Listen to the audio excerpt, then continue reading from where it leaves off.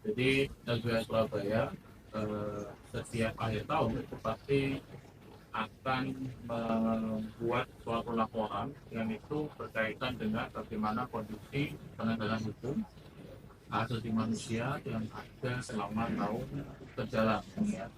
Di tahun 2024 ini pun juga kami setiap tahunnya di seluruh LBH LBHI Indonesia di tugas kantor itu akan melakukan catatan akhir tahun atau catatan. Catatan itu sebenarnya adalah satu catatan di mana selama setahun kami melakukan penanganan kasus. Yang kedua adalah kaitannya dengan bagaimana kondisi monitoring gitu ya, monitoring berkaitan dengan hukum dan hak asasi manusia yang ada di Jawa Timur. Jadi nanti ada beberapa bagian atau sektor-sektor yang itu bisa kami sorot, misalnya ada kaitannya dengan isu-isu perburuhan, misalnya perburuhan, ketenagakerjaan, kemudian ada isu masalah perkotaan, muslim kota, kemudian ada isu lingkungan, kemudian agraria, kemudian ada perlindungan perempuan dan anak, serta bagaimana kondisi kebijakan bantuan hukum yang ada di Jawa Timur. Jadi ada beberapa sektor yang memang itu dibagi per divisi-divisi yang ada di LBH Surabaya. Selain kami kita tangani, kami juga melakukan monitoring. Monitoring itu ada 8 pemantauan sepanjang tahun 2004 melalui media massa atau media online gitu ya. Media massa dan media kita bisa tahu tren di tahun ini itu apa sih sebenarnya yang terjadi catatan hukumnya. Yang harapannya dalam tahun ini adalah bisa melihat bagaimana data yang ada, karena 3 tahun ini kita akan menampilkan angka-angka dan bagaimana penegakan hukum. Selamat pagi rekan-rekan media seluruh Jawa Timur yang memiliki kesempatan hadir untuk memenuhi undangan LBH Surabaya dalam acara launching tahun di tahun 2024. Nah, kami membacakan beberapa potret selama 5 tahun terakhir perbandingan layanan bantuan hukum di saat Indonesia menghadapi COVID-19 dan juga sampai hari ini. Kami mencoba untuk slide-nya bisa ditampilkan.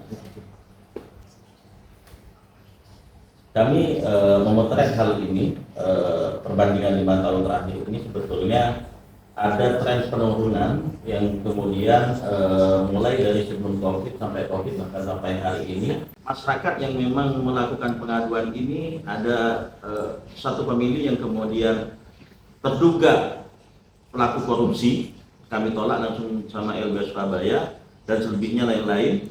Dan penerima manfaat dari layanan bantuan hukum ini kurang lebih ada 738 orang.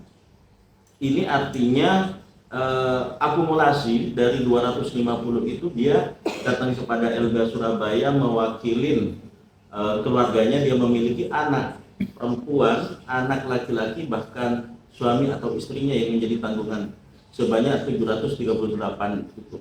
Nah, dari sini kami memotret bahwa laki-laki ada 192 orang, perempuan ada 205 orang, anak laki-laki 186 orang, sedangkan anak perempuan 155 orang yang meliputi klien itu sendiri yang datang kepada LBH Surabaya. Yang kedua, masyarakat yang ada di sini seluruh di Jawa Timur, ini sebaran kliennya ada di kalau sebaran kliennya itu ada paling banyak adalah 3 wilayah. Salah satunya Surabaya ada di 200 klien atau 200 pengadu, Sidoarjo ada 12, Gresik ada 7 klien yang datang ke sini. Hal yang paling jauh juga ada Trenggalek ada 2 klien, Ngawi 1 klien, Banyuwangi 2 klien. Kemudian mengakses bantuan hukum kepada LBH Surabaya. Lalu kemudian apa saja yang kemudian dikonsultasikan kepada LBH Surabaya dalam rentang waktu 2024? Karena kami di sistem kami pakai Simpensus, jadi kami mulai dari Desember sampai November terus setiap tahunnya begitu. Maka kemudian kami temukan yang dikonsultasikan kepada LBH Surabaya ini yang paling banyak kasus pidana ada 97 kasus, 245 ini secara keseluruhan karena 5-nya itu ditolak. Lalu kemudian kasus perdata ini yang paling tinggi selama 2024 ada di angka 147, sedangkan kasus tun ada di hanya satu kasus, yaitu litigasi yang kemudian sisa dari tahun 2023 kemarin. Nah, kasus perdata ini pengaduan yang paling dominan adalah tentang hak waris. Hal ini sebetulnya ketika melihat dari kondisi kemudian hari ini baru pulih dalam hal-hal COVID-19 yang kemudian beberapa tahun yang lalu itu mencekik, maka kemudian banyak sekali orang yang mencoba untuk mengurus harta peninggalan, harta yang kemudian itu sempat terabaikan dan semacamnya. Yang kedua, kasus yang paling dominan di dalam perdata ini adalah hubungan industrial. Hubungan industrial itu banyak sekali macamnya, ragamnya di dalamnya. Yang paling dominan adalah pemutusan hubungan kerja. Nah, pemutusan hubungan kerja ini LBH Surabaya banyak sekali menemukan cara-cara agar supaya pekerja itu mudah untuk kemudian di PHK. Salah satunya yang dikonsultasikan ke LBH, mungkin nanti modus-modus nanti ada di ini ya, di di bawah. Itu berbagai macam cara perusahaan-perusahaan yang dengan tanda kutip nakal itu ya, rata-rata yang datang ke sini mayoritas 10 tahun ke atas masa kerjanya. Jadi yang mengadu kepada LBH Surabaya itu masa kerja yang dialami oleh buruh itu adalah 10 tahun ke atas. Dan kemudian buruh tersebut dibuatkan suatu kasus, dibuatkan suatu intimidasi, dibuatkan seolah-olah di dalam perusahaan itu melakukan penggelapan. Dan ini banyak kejadian-kejadian yang kemudian terungkap di LBH Surabaya. Lalu kemudian di dalam yang ketiga adalah hutang piutang.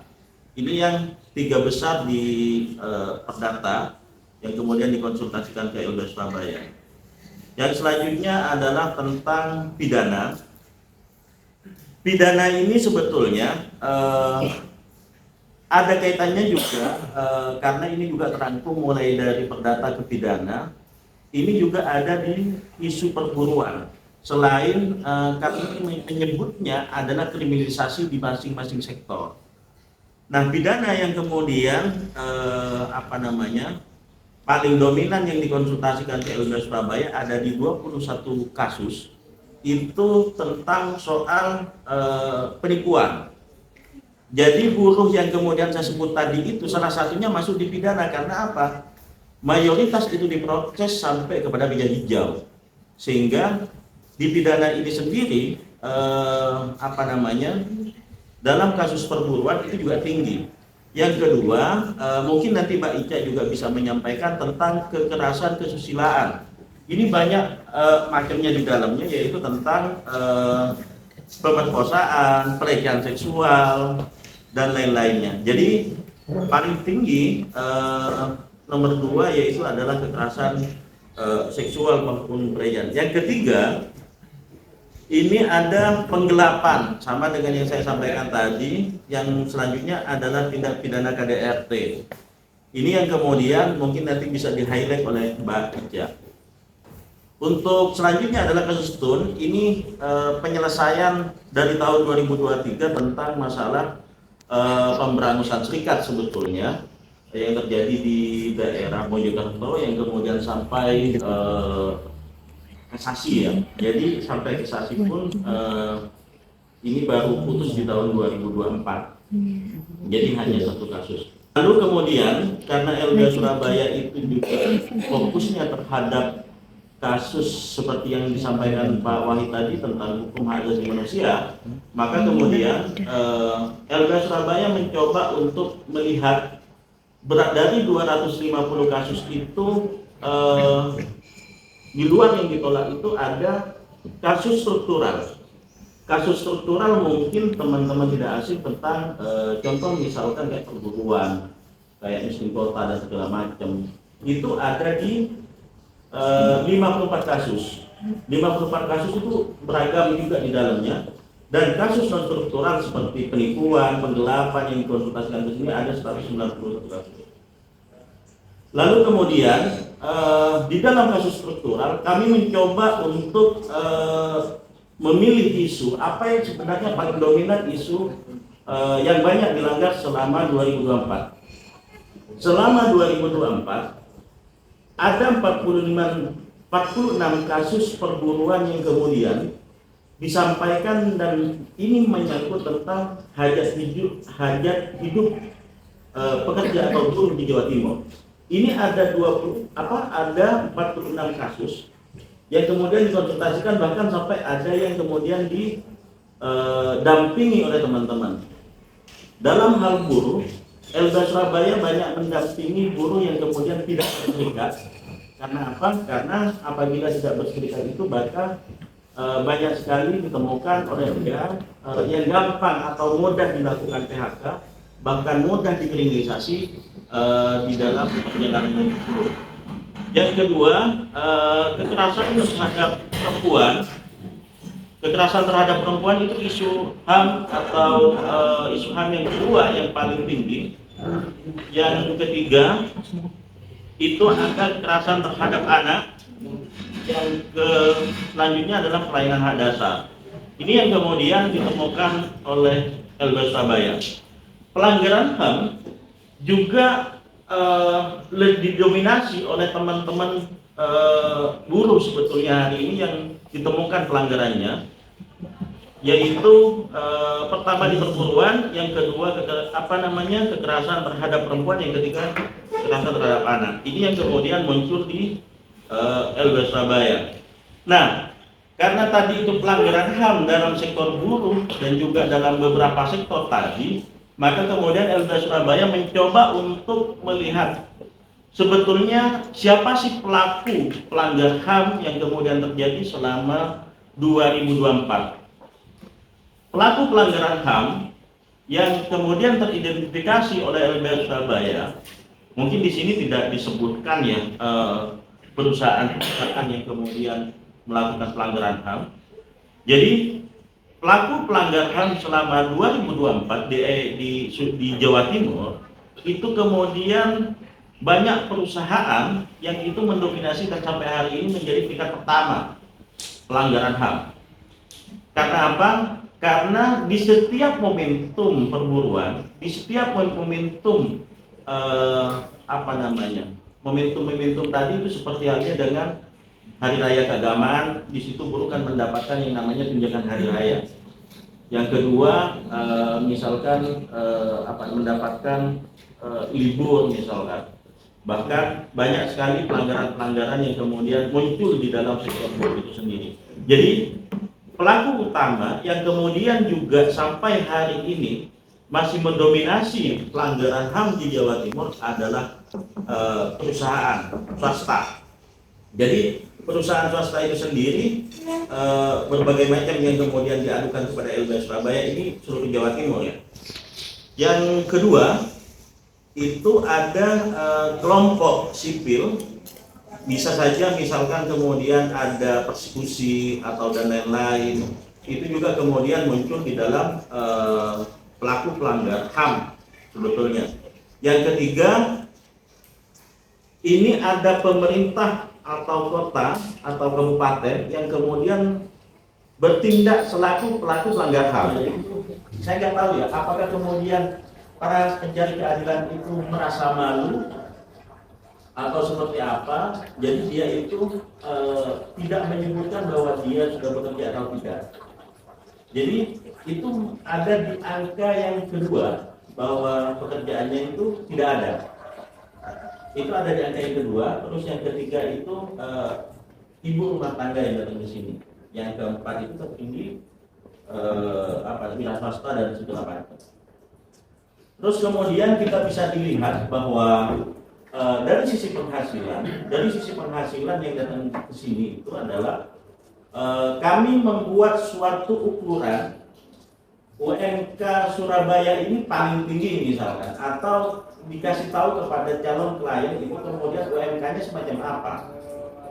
Karena rata-rata tadi yang datang ke sini 200 orang pengadu, selama 2024 ada di angka 200 orang Surabaya, maka kemudian atau berdomisili di Surabaya itu rata-rata yang disampaikan adalah dia mendapatkan penghasilan UMK Surabaya itu tidak ke atas tapi ke bawah. Ini yang kemudian kami temukan di LBH Surabaya. Yang kedua, ini di bawah UMK, anehnya di bawah UMK, yang kemudian selalu disampaikan kepada LBH Surabaya. Artinya bicara tentang dari sisi ekonomi, maka kemudian itu dianggap sebagai orang tidak mampu, kan begitu. Terus selanjutnya itu 0 sampai 500. 0 sampai 500 itu kami mencoba untuk menyampaikan kepada calon klien, apabila memang sama sekali tidak memiliki penghasilan, maka silahkan pilih 0 sampai 500, itu paling terendah di LBH Surabaya. Dan ini menduduki yang nomor 3 penghasilan ini. Jadi para pencari keadilan itu kemudian mungkin ya ketika dia datang kepada kantor lopeng atau beberapa temannya yang pengacara, maka kemudian yang dibicarakan adalah tarif. Tapi kemudian ketika datang kepada LBH Surabaya, ya bisa dilihat bahwa secara ekonomi ini sangat ketat. Karena apa? Karena mereka itu sudah berhadapan dengan hukum, tapi kemudian dalam sektor ekonominya tidak mampu. Ini yang kemudian menjadi penyebab. Kalau mungkin dilihat dari OBH-OBH yang ada di Surabaya itu sangat banyak, tapi banyak ditemukan oleh LBH Surabaya bahwa orang yang sudah datang ke Persbaku, baik itu pengadilan agama, baik itu pengadilan negeri maupun pengadilan-pengadilan yang lain, dia mengatakan bahwa sangat takut ketika dia datang ke pengadilan diarahkan kepada Persbaku. Karena apa? Mindsetnya ketika berhadapan dengan pengacara itu akan bicara tentang nominal, sehingga apa? Pelariannya adalah ke LBH Surabaya, dan ini menunjukkan bahwa 0 dari 500 itu kemudian banyak ditemukan warga yang kemudian tidak memiliki penghasilan tetap. Oke. Status tempat tinggal ini juga kami lihat bahwa yang menduduki pertama adalah milik sendiri, sesuai yang disampaikan. Yang kedua adalah milik orang tua atau keluarga. Yang ketiga itu adalah kontrak. Nah, oke, kita masuk ke dalam sektor perburuan, isu perburuan. Bahwa sektor perburuan kami sempat tadi sampaikan bahwa kriminalisasi yang ada di perburuan itu adalah banyak memperjuangkan hak upah maupun hak untuk mendapatkan kesehatan, perlindungan kesehatan. Contoh misalkan dia sedang memperjuangkan haknya, jadi banyak sekali yang kemudian datang kepada LBH Surabaya. Saya masih istilahnya magang 3 bulan, saya masih terima gaji yang di bawah UMK, jauh dari UMK, karena saya bahasanya magang atau saya masih percobaan. Lalu kemudian setelah itu dia tetap diberlakukan secara terus-menerus, dan itu ketika dia melakukan suatu pelaporan karena dia tidak mendapatkan upah yang layak, dia tidak mendapatkan yang namanya BPJS, maka kemudian si guru tersebut bisa dilakukan suatu laporan balik dan segala macam. Ini terjadi kepada guru perempuan yang kemudian baru saja diputus bebas oleh Pengadilan Negeri Surabaya yang bernama Ibu Dwi. Terus yang kedua tentang masalah demo juga, ada beberapa guru yang kemudian dilakukan suatu kriminalisasi dianggap melakukan perusakan, dianggap melakukan penganiayaan dan segala macam pada saat melakukan aksi demonstrasi. Terus next.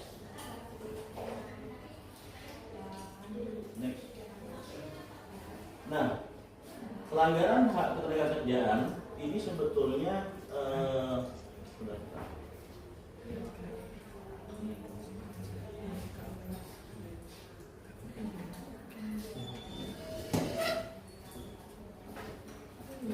jadi pelanggaran hak atas ketenagakerjaan di sini ada ditemukan dia mengaku bahwa perusahaan merugi, perusahaan menggantikan kerja, perusahaan meminta dokumen sebagai jaminan kerja, perusahaan mengalami penurunan omset dan segala macam.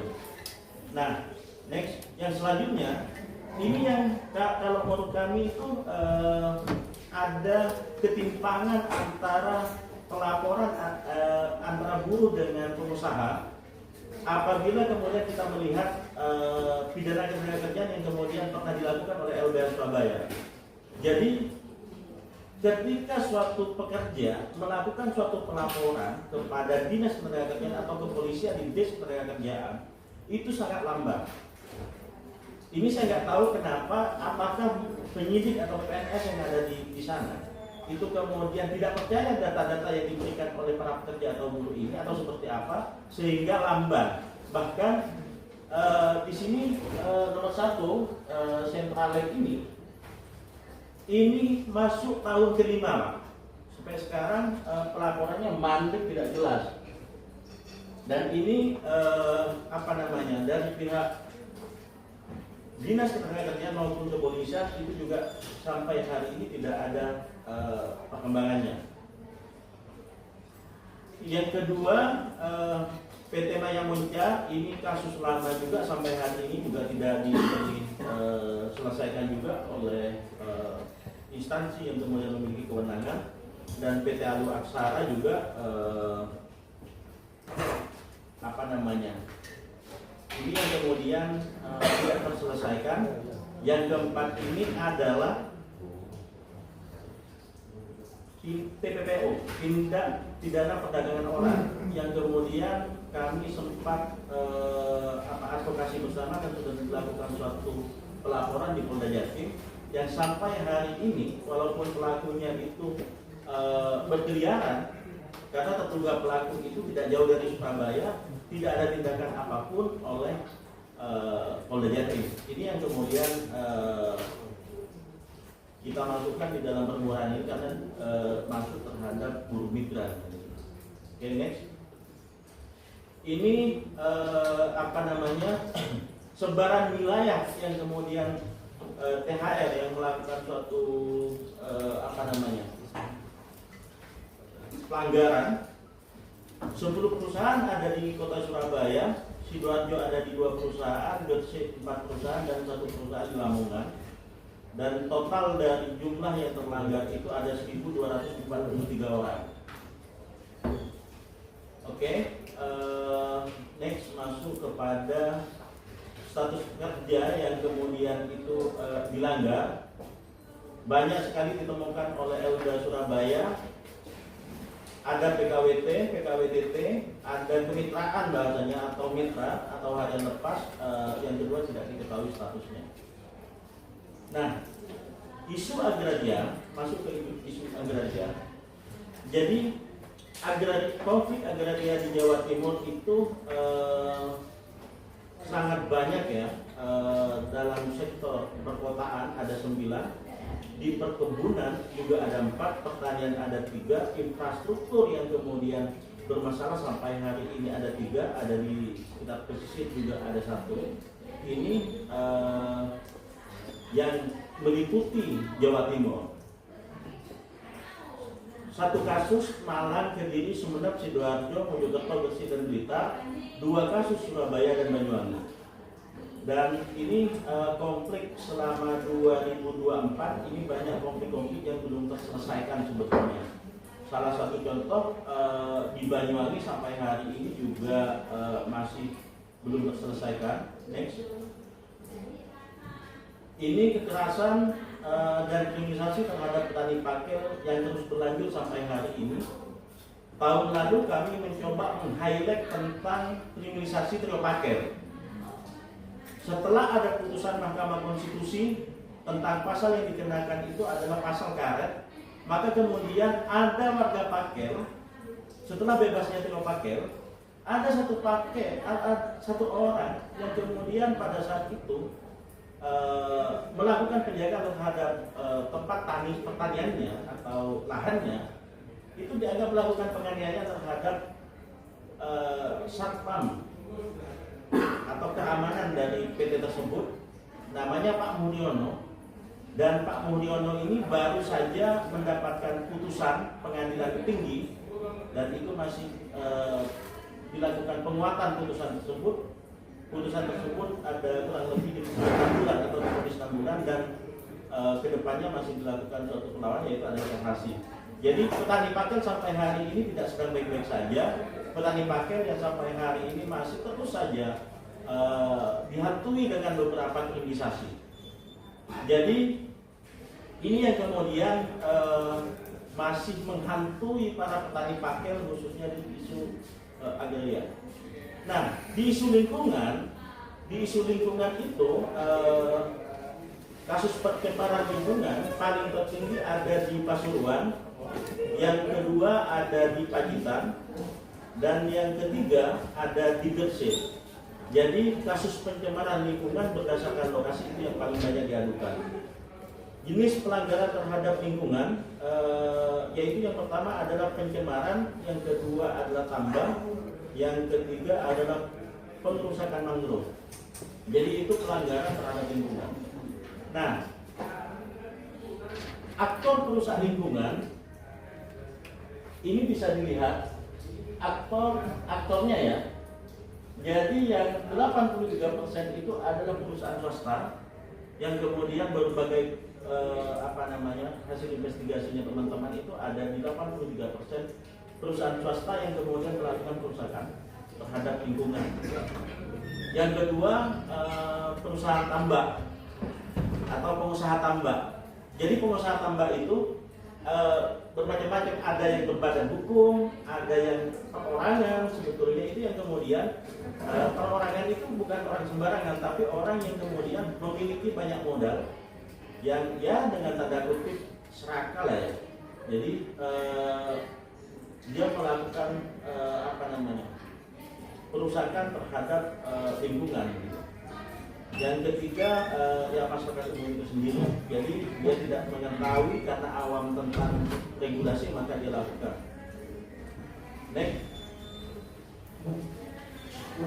Nah, ini peta lokasi proyek strategis nasional Surabaya Waterfront Land.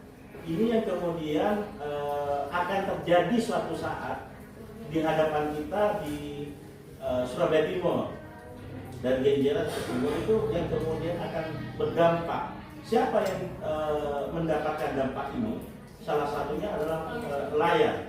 Ini yang kemudian dicap atau diberikan tanda bahwa ini masuk proyek strategis nasional khusus di Surabaya. Dan ini banyak sekali warga yang akan terdampak suatu saat apabila kemudian ini betul-betul terjadi dan belum ada mitigasi yang benar oleh yang memiliki hajat atau proyek strategis nasional tersebut. Next. Nah, pelanggaran hak sipil politik kita beberapa bulan mungkin digemparkan dengan beberapa pelanggaran hak sipil politik khususnya di Jawa Timur. Di Jawa Timur paling viral itu salah satunya tentang ucapan selamat terhadap pelantikan presiden terpilih pada waktu itu yang dilakukan oleh teman-teman mahasiswa UNER, yang kemudian mendapatkan pemberhentian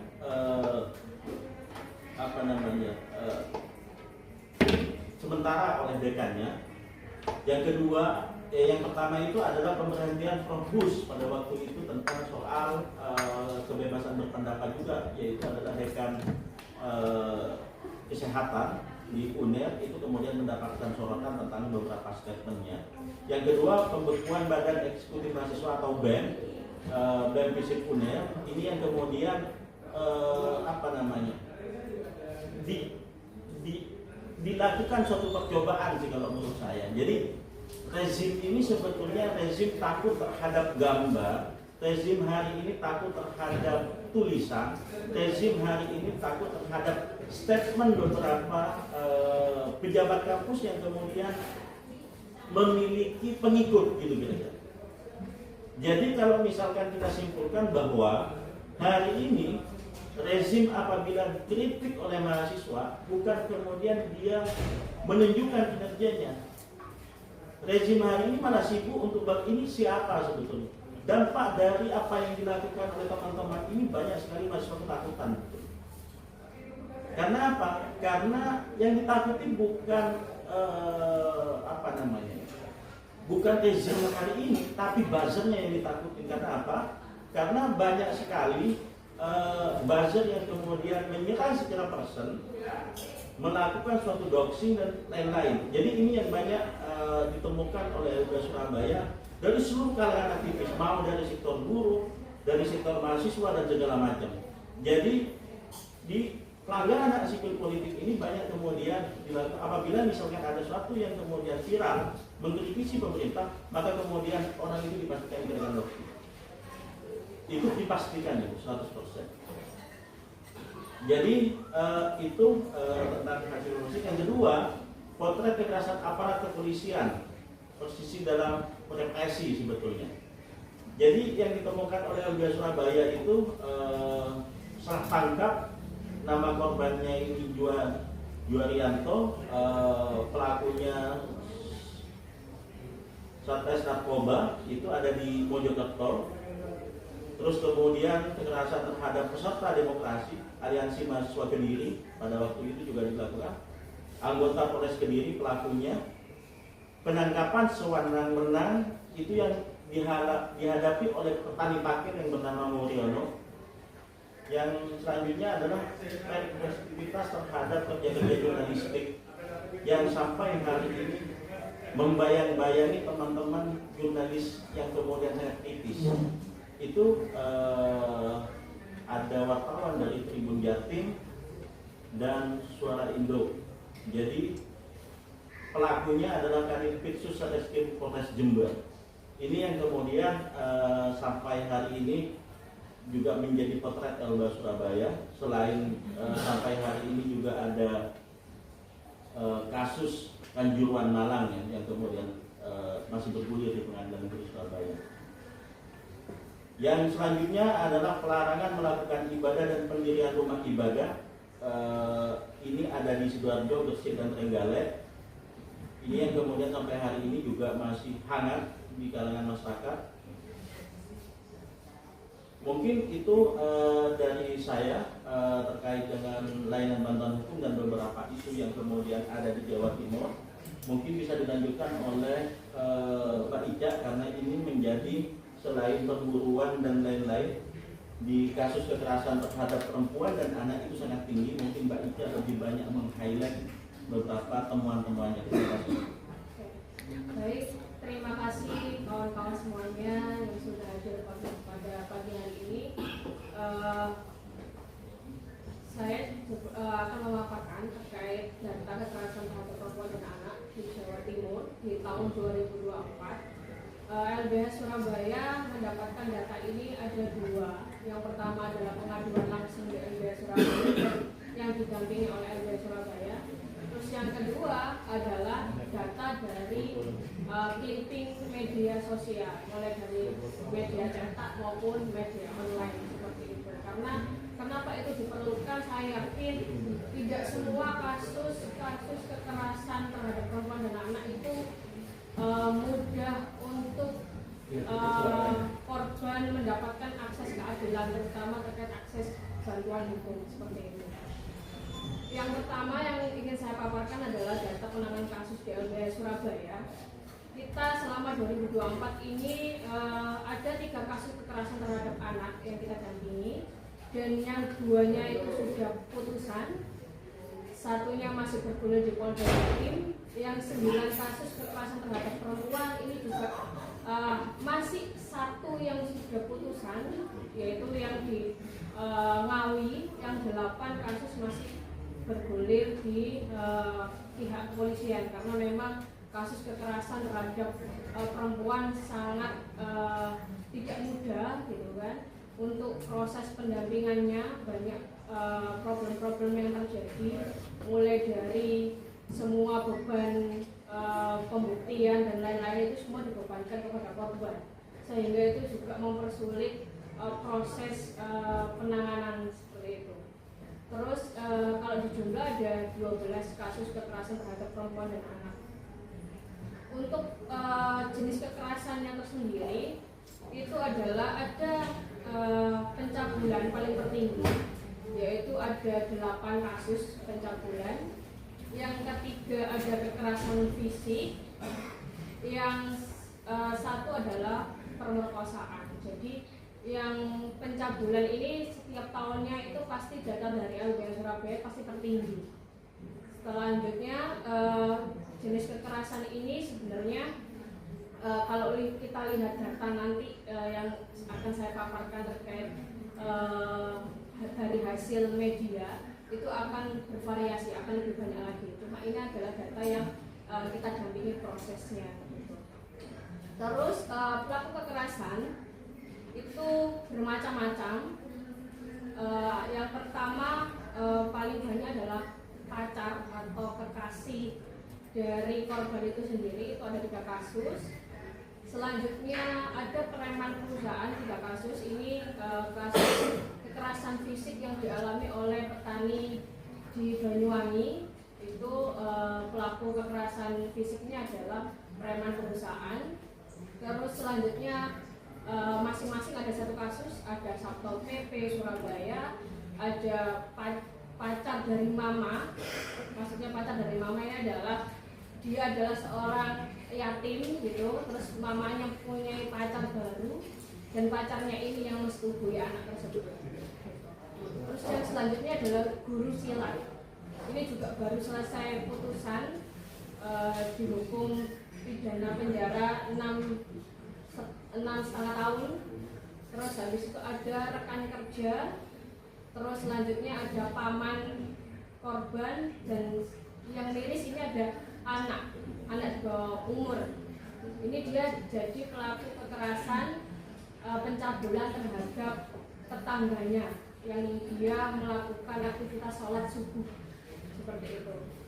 Terus 9 wilayah yang kita dampingi di tahun ini, di dulu-dulunya kita nggak pernah sampai sejauh sampai Ngawi. Ternyata ada kasus yang kita dampingi sampai Ngawi. Harapannya waktu dulu itu kita bisa bersinergi antara dinas terkait gitu kan, biar akses perlindungan maupun akses bantuan hukum atau psikologisnya biar dipermudah. Ternyata dari hasil itu kita sudah koordinasi, tapi tidak ada titik temu yang baik. Ketika korban kita tanyain apakah pihak dinas sudah datang, sudah, tapi hanya mendata Mbak gitu, tapi tidak ada lanjutan. Akhirnya hal itu yang membuat kita jauh-jauh dari Surabaya melakukan pendampingan ke Kabupaten Ngawi. Itu pun kita mendapatkan informasi kasusnya dari jaringan teman-teman yang ada di Solo, Jawa Tengah. Tetap setiap tahun yang paling banyak adalah Kota Surabaya, itu ada 7 kasus, Ngawi 1 kasus, Banyuwangi ada 3 kasus, dan selanjutnya Sidoarjo 1 kasus. Jadi harapannya DLBH Surabaya ini terkait data penanganan kasus kekerasan seksual, bukan hanya LBH Surabaya saja yang melakukan pendampingan atau pencegahan, itu juga kewajiban pemerintah juga, kewajiban masyarakat sekitar juga untuk melakukan pencegahan dan penanganan kasus kekerasan seksual, terutama karena banyak kasus kekerasan seksual itu terjadi. Kalau kita buka data yang saya coba untuk paparkan hari ini, data kekerasan terhadap perempuan di Jawa Timur, kalau menurut data media sosial ya, itu ada 35 kasus. Kalau digabung dengan datanya yang pengaduan dari ada 9, itu totalnya adalah 41 kasus di Jawa Timur. Dan jenis kekerasan yang dialami oleh perempuan itu kebanyakan adalah pencabulan, 16 kasus. Terus yang kedua ada pemerkosaan, 11 kasus. Yang ketujuh adalah pembunuhan. Itu adalah tingkatan yang paling tertinggi. Dan selanjutnya masih ada kasus KDRT, penganiayaan, perdagangan orang, terus kekerasan berbasis gender online. Untuk wilayahnya sendiri, hampir semua di Jawa Timur itu ada kasus kekerasan. Tapi tetap kota Surabaya menjadi tempat yang paling banyak, ada 25 kasus gitu. Ada Malang 5 kasus. Kalau di Kabupaten Malang paling banyak adalah kasus perdagangan perempuan. Terus Kabupaten Banyuwangi, disusul lagi ada Kota Malang, Kota Mojokerto, ada Jombang, Blitar, Sumeneb, Lamongan, dan beberapa wilayah di Jawa Timur. Selanjutnya, siapa pelaku kasus kekerasan terbanyak? Kalau menurut data dari pengaduan dari LBH dan monitoring media kami, itu paling banyak adalah pacar atau kekasih. Jadi kekasih korban atau pacar itu mendominasi menjadi pelaku karena adanya ketimpangan antara mereka menjalinkan hubungan gitu kan. Dianggap bahwasanya ketika laki-laki itu menyatakan keseriusannya dengan melakukan hubungan seksual yang itu tidak diharapkan oleh korban, itu ada 16. Selanjutnya yang kedua yang paling banyak adalah suami. Yang ketiga ada orang yang tidak dikenal. Orang tidak dikenal ini biasanya kasus kayak Faisal Payudara yang sempat viral di beberapa di wilayah Mojokerto, itu kebanyakan orang yang tidak dikenal oleh korban. Jadi kalau kita lihat dari ini, orang paling terdekat dari korban lah yang menjadi pelaku kekerasan. Selanjutnya adalah kasus kekerasan terhadap anak. Kalau di LBH tadi kita hanya menangani 3, tapi ketika kita teliti dari clipping media massa, itu ternyata korbannya bukan hanya 3. Kita mencoba untuk gabungkan adalah mencatat ada 157 korban terhadap kasus kekerasan anak di Jawa Timur di 2024 ini.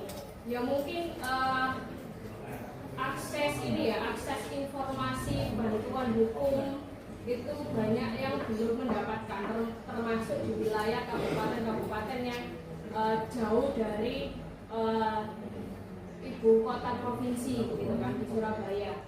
Jadi sehingga banyak kasus itu yang tidak mendapatkan pendampingan hukum maupun pemulihan psikologis. Terus dari banyaknya korban itu, jenis kekerasan yang paling banyak untuk anak-anak adalah pencabulan. Jadi di pencabulan itu datanya lebih dari 25 kasus, pemerkosaan ada 25 kasus, penganiayaan ada 19 kasus. Itu yang paling banyak. Selanjutnya diikuti ya Kak, kasus pembunuhan, ada bullying, ada pengeroyokan gitu. Pengeroyokan ini paling banyak kalau saya catat di media itu adalah pengeroyokan antar gangster di Surabaya. Beberapa ini kan sering ya, di tahun 2024 ini banyak gangster yang bermunculan di kota Surabaya yang itu menimbulkan kekerasan terhadap anak, yaitu bentuknya dalam pengeroyokan seperti itu. Terus masih ada penelantaran anak, pembuangan bayi seperti itu. Terus masih ada perkawinan paksa juga, meskipun itu hanya 1 kasus, tapi ini kan juga menjadi perhatian kita karena di 2024 harapannya kan pencegahan perkawinan dini itu udah tidak ada lagi, tapi ternyata masih terjadi di beberapa daerah. Terus untuk sebaran wilayahnya paling tinggi ada di kota Surabaya, itu ada 29 kasus. Terus disusul ada Gresik 11 kasus dan Sidoarjo 7 kasus. Yang lainnya masing-masing ada 5, ada 4 kasus, ada 3 kasus, itu di hampir seluruh wilayah Jawa Timur itu sendiri. Dan siapa pelaku kekerasan terhadap anak di tahun 2024?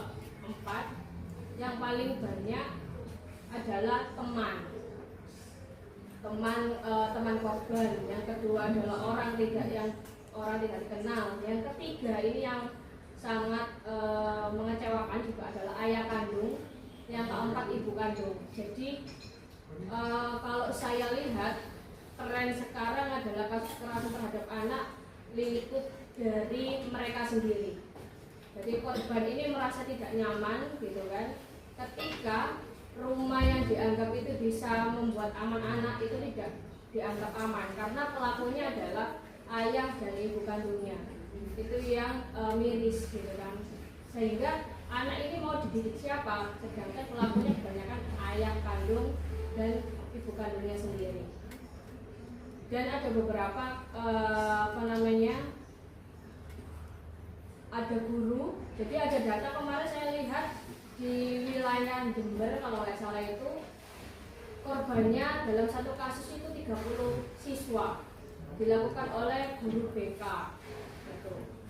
Jadi pencabulan bentuk kekerasannya. Terus habis itu ada gangster, ada ayah tiri, dan pemilik pondok pesantren pun masih ada mendominasi juga.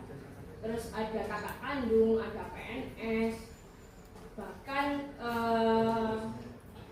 saya lihat juga ada dukun pun juga bisa jadi potensi pelaku.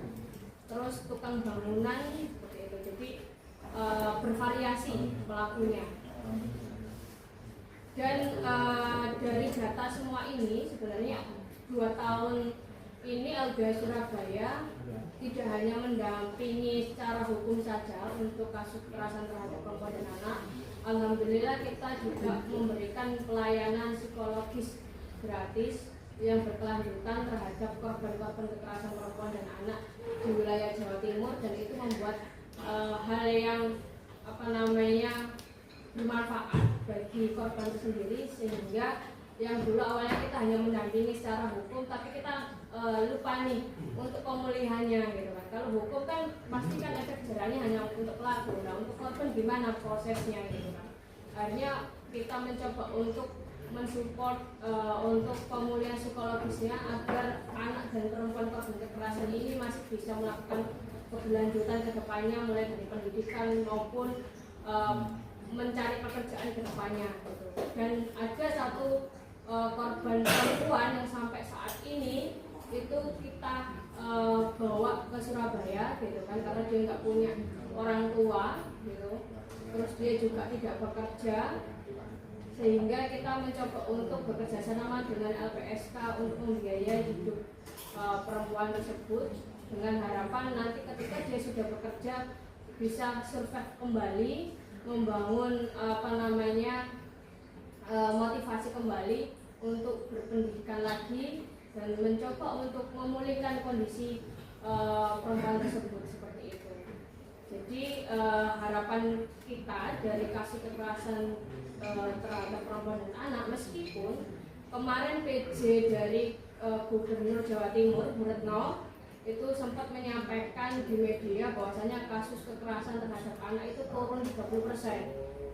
Ya saya tahu turun 30%, tapi harapannya itu bukan hal yang sumringah buat kita, tapi tetap gencotan untuk pencegahan itu harus selalu diaktifkan, dimasifkan agar proses kasus kekerasan ini tidak akan naik gitu kan. Bahkan harapannya bisa mengurangi setiap tahunnya, dan bisa juga proses penanganan kasusnya ini bisa saling bersinergi antara pemerintah, NGO, terus pegiat-pegiat teman-teman pegiat di isu kekerasan terhadap perempuan dan anak.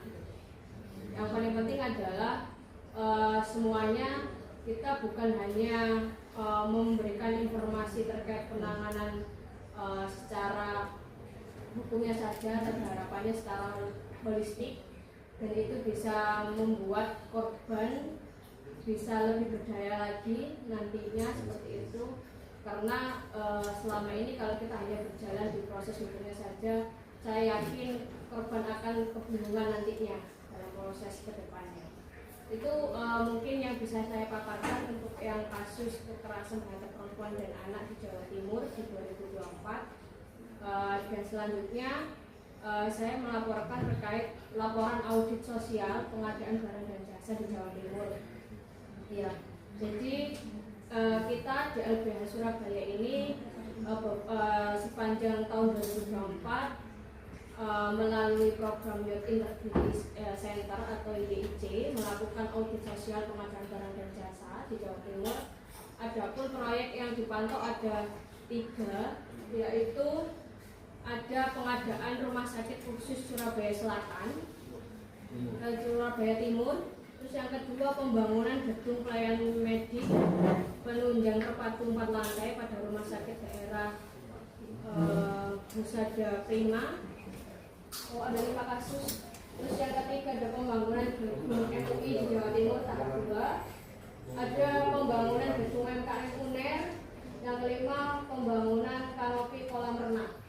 Jadi dari beberapa proyek tersebut LBH Surabaya menemukan beberapa temuan soal transparansi dana, keterbukaan informasi publik, akuntabilitas dan aspek keterlibatan partisipasi publik dalam perencanaan proyek. Jadi di situ kita coba lihat apakah anggaran yang sudah digelontorkan itu sudah transparansi dengan baik kepada masyarakat, apakah sesuai dengan proyeknya, apakah ada dugaan-dugaan korupsi di situ. Itu kita coba lihat dengan adanya program audit sosial pengadaan barang dan jasa tersebut. Selanjutnya, selain saya menyampaikan laporan audit sosial, ini juga ada catatan kritis kebijakan bantuan hukum. Jadi setiap tahunnya LBH Surabaya juga selalu memantau terkait kebijakan bantuan hukum. Jadi setelah 13 tahun diundangkan, masih terdapat beberapa hal kekurangan dalam undang-undang bantuan hukum. Adapun kekurangannya itu ada 5. Yang pertama, merevisi penerima subjek penerima bantuan hukum. Jadi di dalam undang-undang bantuan hukum itu masih penerimanya adalah orang yang miskin. Harapannya kita itu bukan hanya miskin secara ekonomi ya, mungkin bisa miskin secara akses, atau mungkin dia lansia, atau mungkin dia disabilitas, itu bisa dapat seperti itu.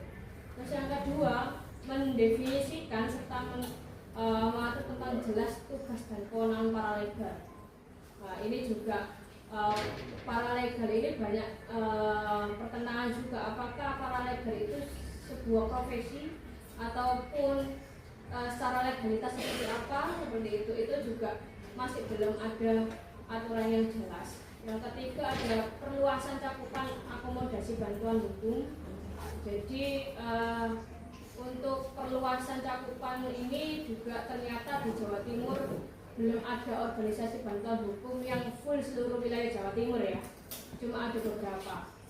Terus yang keempat, perlunya penegasan presentasi minimal anggaran bantuan hukum dalam APBN. Jadi harapannya anggaran bantuan hukum itu bisa maksimal dan bisa terserap untuk benar-benar orang yang tidak mampu. Gitu. Jangan sampai sekarang masih banyak masalah dia ngomongnya tidak mampu, ternyata realitanya dia punya rumah, punya mobil, tapi dia bisa mendapatkan surat keterangan tidak mampu.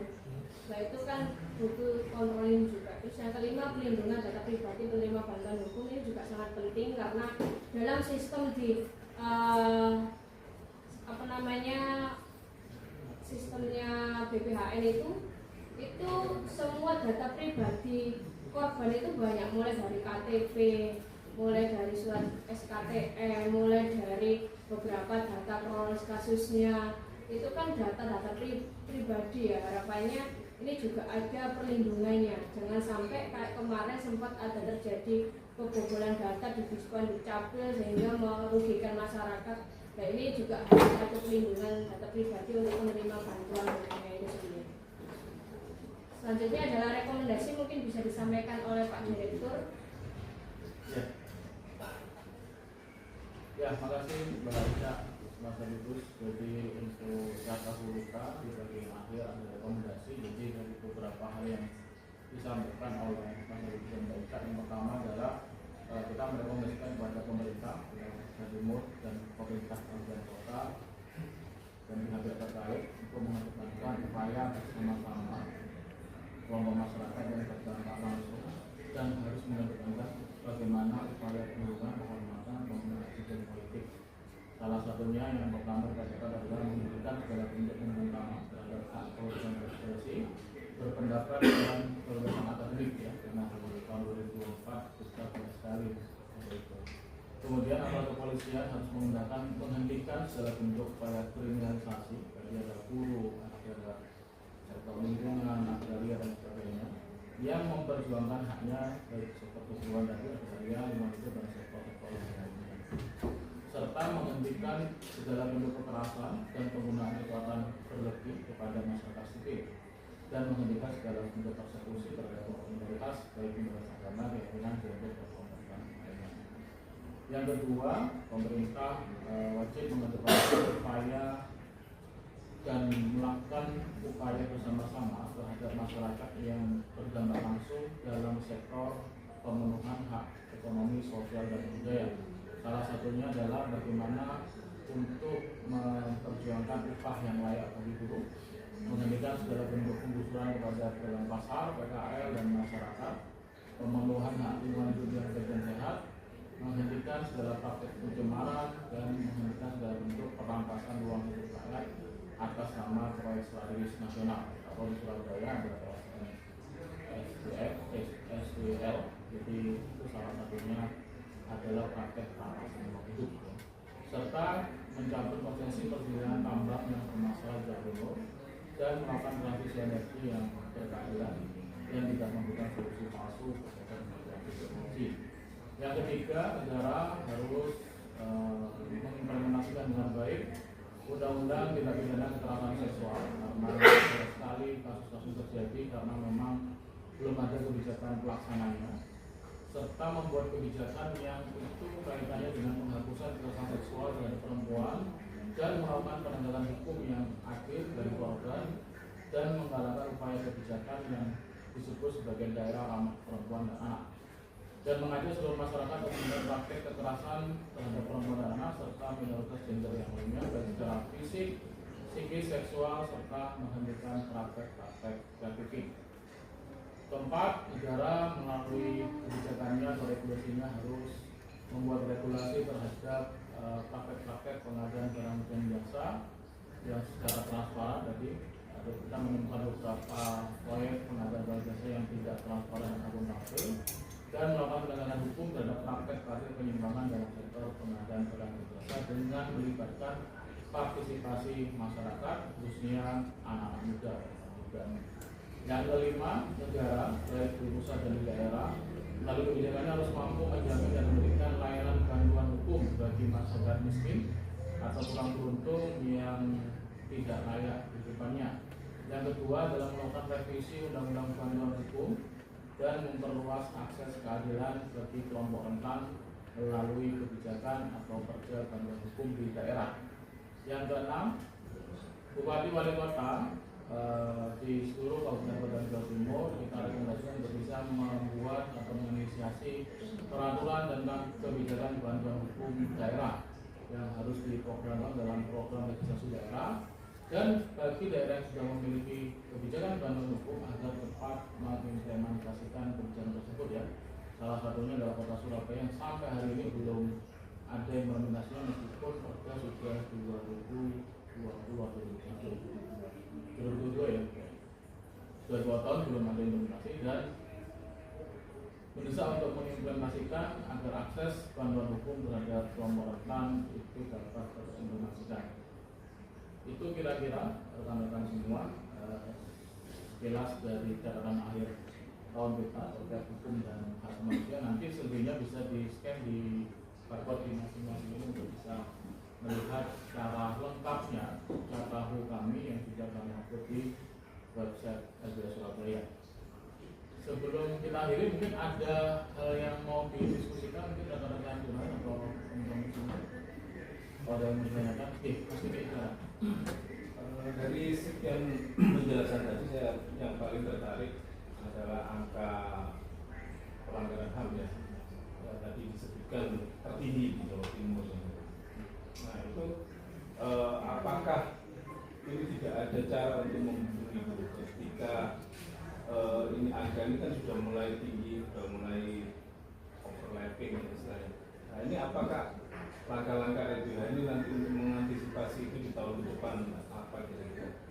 Karena kalau itu dibiarkan saya kira ini akan menjadi sebuah catatan bahwasanya pemerintah Jawa Timur menjadi pemerintah yang barbar nantinya kan begitu. Itu aja Mas. Terima kasih.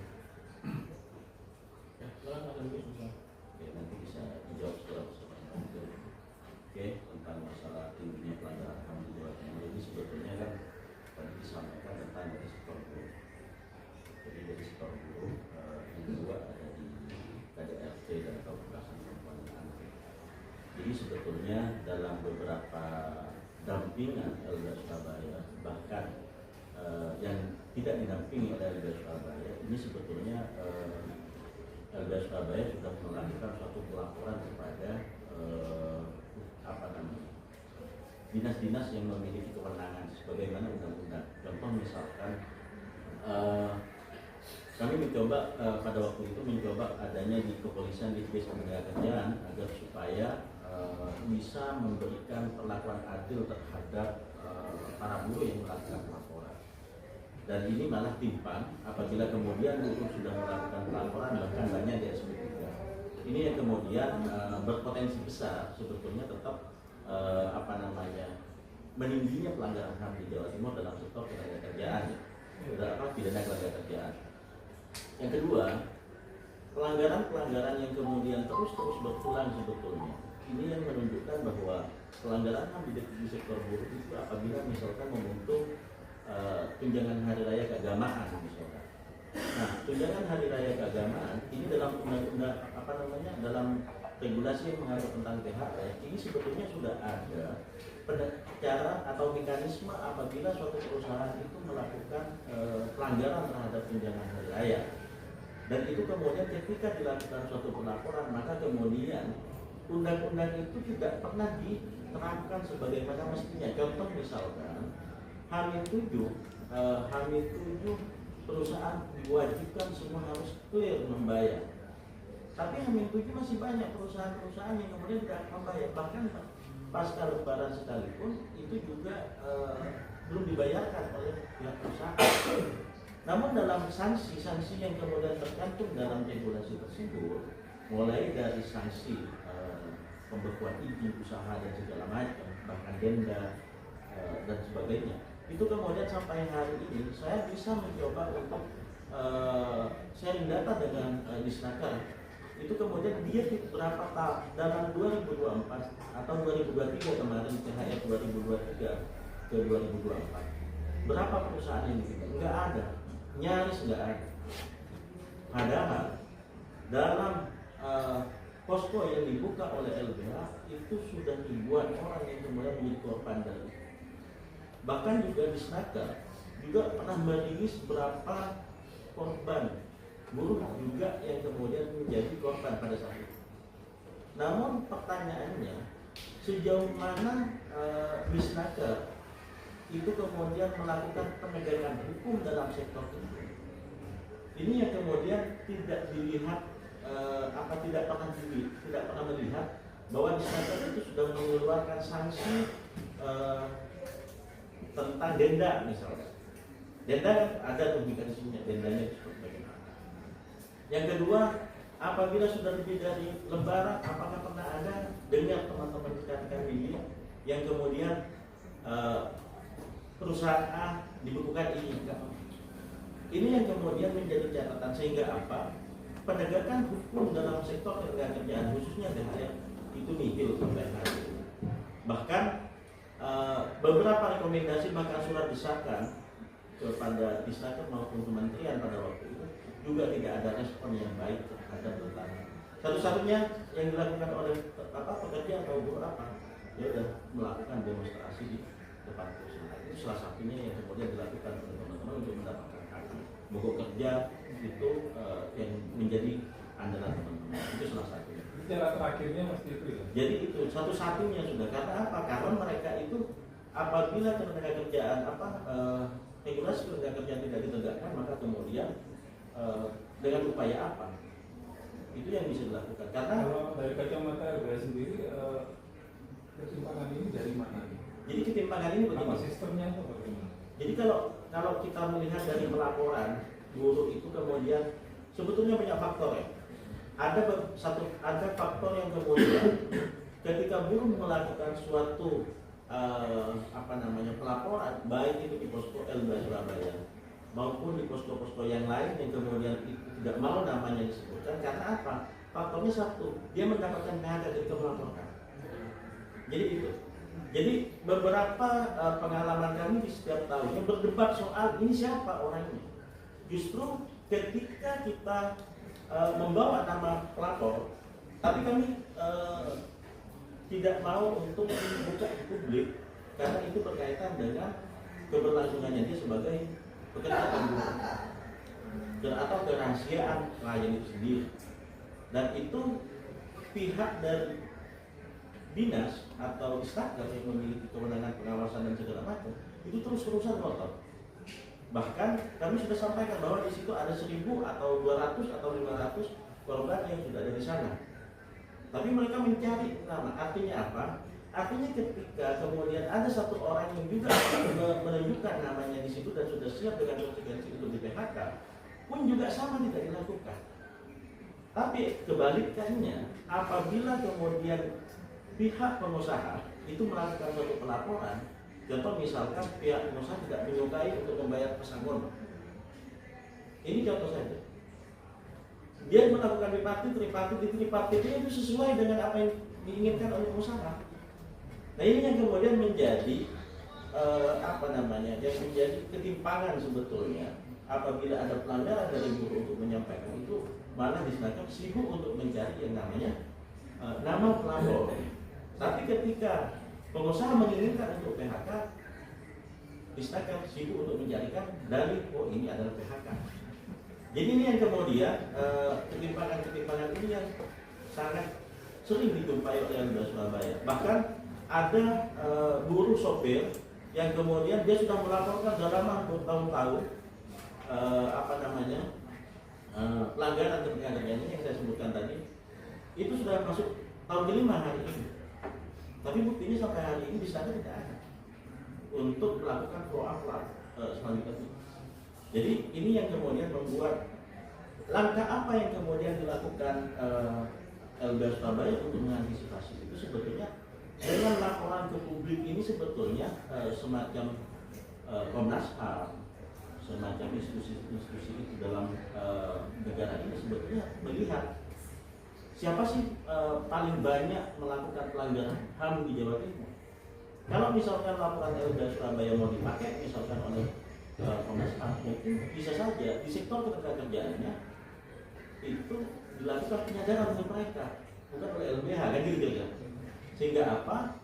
Sehingga dalam konteks ini LBH sudah melakukan suatu laporan baik itu dari sebuah pelanggaran HAM ke Komnas HAM. Ini itu saja, mungkin ada tambahan dari Pak Sofian. Pertama gini, soal banyaknya kasus pelanggaran HAM di Jawa Timur. Pertama yang perlu kita tekankan bahwa pemenuhan hak atas hak asasi manusia, baik hak sipil politik maupun hak ekosok itu merupakan kewajiban dari negara. Lebih-lebih sekarang di kementerian di kabinet yang baru sudah ada Kementerian HAM. Seharusnya pemenuhan terhadap hak asasi manusia itu lebih baik ketimbang pemerintah periode sebelumnya. Harapannya begitu.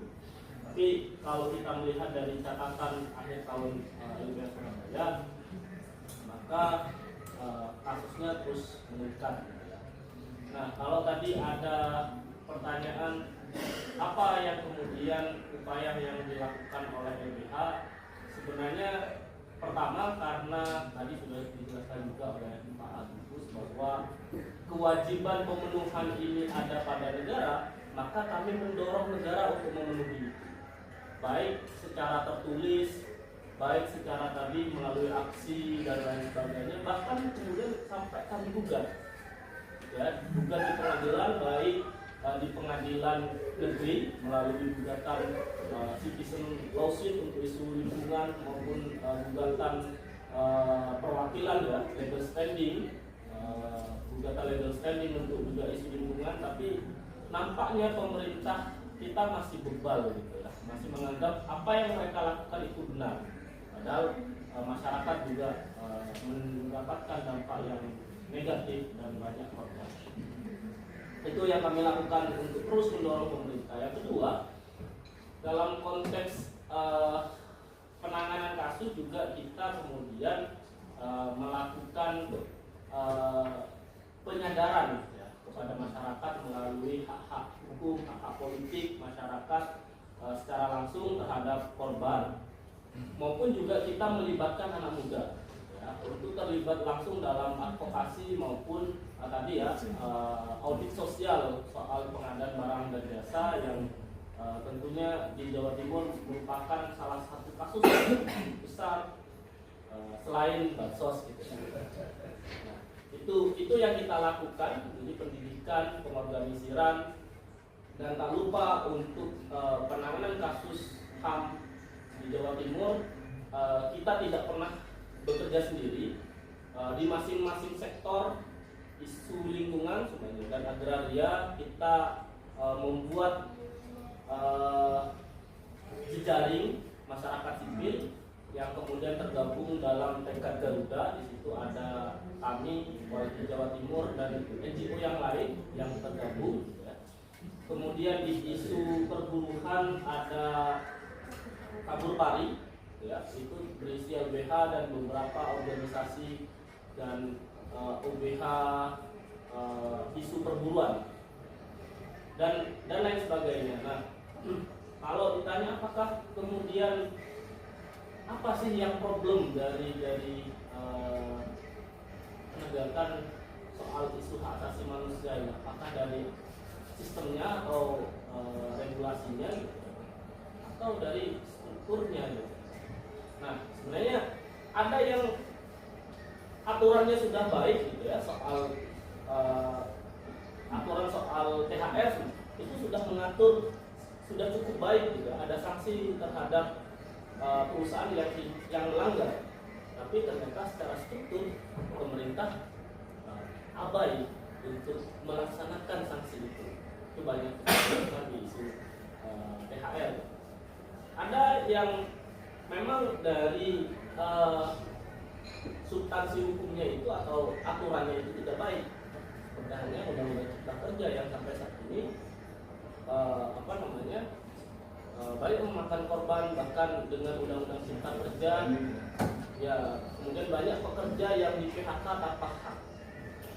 Itu yang banyak kita temukan.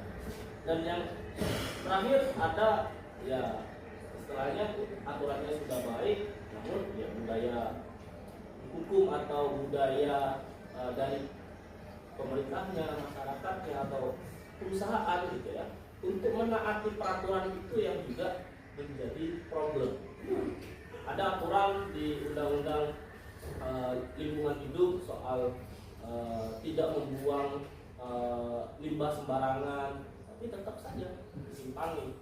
Soal larangan untuk tidak membayar upah di bawah UMK, namun faktanya kita masih banyak menemui perusahaan yang membayar upah di bawah UMK, termasuk perusahaan media.